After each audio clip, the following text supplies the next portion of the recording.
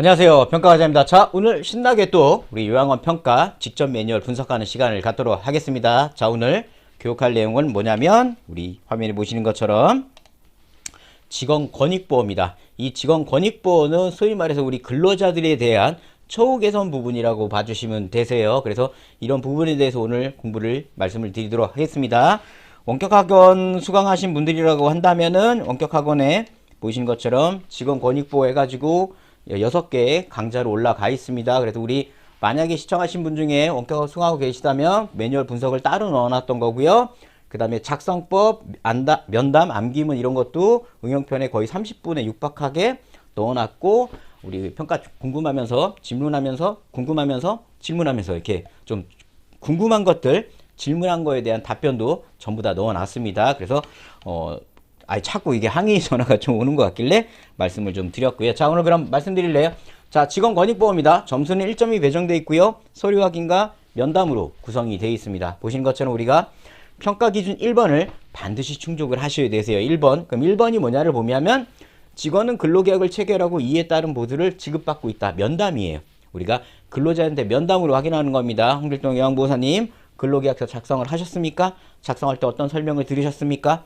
근로계약서에 기록되어 있는 급여를 제공받고 있습니까? 이 급여를 매월 어떤 형태로 받고 계십니까? 이런 질문을 하게 됩니다. 그래서 면담에 대한 질문하셔야 되는 거고요. 기준이 2번, 3번, 4번. 즉 1번은 우리가 반드시 필수 충족이라고 봐주셔야 되는 겁니다. 채점 기준 보시면 1번이 포함되고 2개냐, 3개냐, 4개냐 이렇게 봐주시면 되세요. 자, 그러면 평가 기준 첫 번째 한번 보도록 하겠습니다. 자, 근로계획을 체결하고 이에 따른 보수를 지급받고 있는지 면담으로 필수 충족 항목 형태로 확인을 하게 됩니다.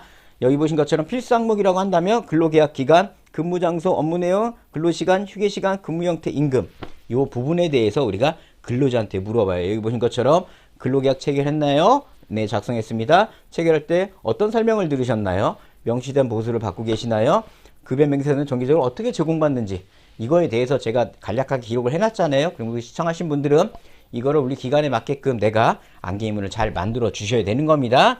요게 암기문 서류가 필요 없겠죠? 자, 두 번째 기준이 여기 보신 것처럼 직원의 의견 및 고충을 처리하기 위한 고충 처리 절차를 마련해야 돼요. 그래서 우리가 고충 처리 절차 만들어야 되는 거고, 우리 시청하신 분들도 잘 만들어 놓으셔야 돼요. 아마 바이블 구매하신 분들은 고충 처리했으니까 기간명 바꾸고 간략하게 기간에 맞게끔 살짝 수정이 마무리 되실 거고요.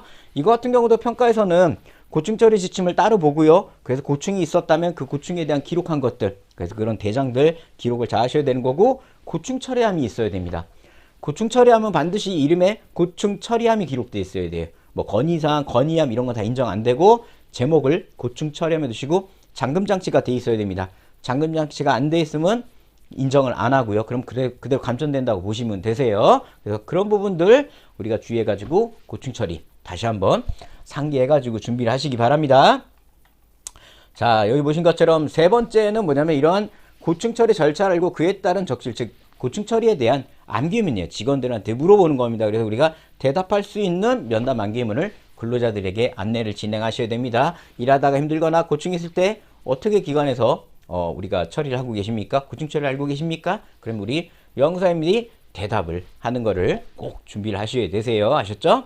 자, 마지막 이제 네 번째 기준인데 이 네 번째 기준이 조금 어려울 수 있어요. 여기 보신 것처럼 뭐냐면 운영위원회 회의에 시설 종사자 대표를 반기별 1회 이상 참여시켜 처우 개선을 위한 의견을 파악하고 그 결과를 연일 이상 반영을 하셔야 돼요. 그래서 우리가 제가 운영위원회 안건을 난 할 게 없네요. 그러면 이런 근로자 처우 개선에 대한 안건 넣어가지고 그냥 집어넣으세요. 넣어가지고 그 내용을 넣으시면 얘가 자동으로 충족이 됩니다.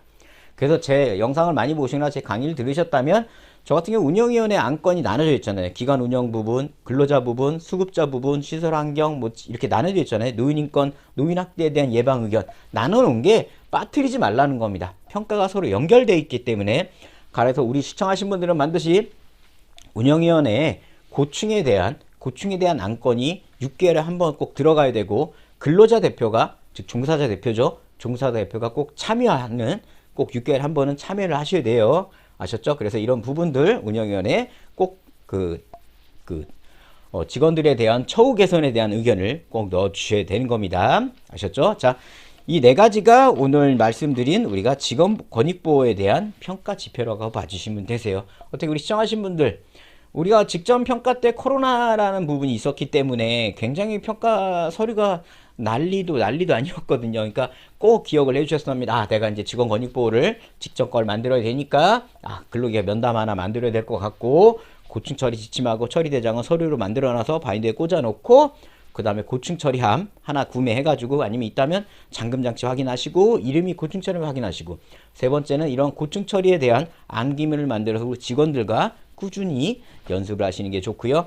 네 번째는 우리가 운영위원회를 진행할 때는 6개월에 한 번은 꼭 종사자 대표를 참여시켜서 직원의 처우 개선에 대한 의견을 넣고 의견에 대한 결과까지 나와야 된다. 이렇게 봐주시면 되세요. 이런 것들을 우리가 하나하나 준비를 신매뉴얼 나와서 그때 하시면 매뉴얼에 혼선들이 와버려요. 분명히 새로 발표된 매뉴얼 발표되고 그 다음 달부터 적용인데 직전에 밀린 것들을 그때 같이 하다 보니까 바뀐 매뉴얼표를 직전에 같이 준비를 해버리면 평가 때 문제가 커지니까 반드시 이 영상 보시고 직접 밀렸던 23, 24년도 거 빨리빨리 준비를 하시기 바랍니다. 22년까지 추가가 되면 큰일 날래요. 4년치 평가면은. 아셨죠? 자, 오늘 여기서 마무리 짓도록 하고요.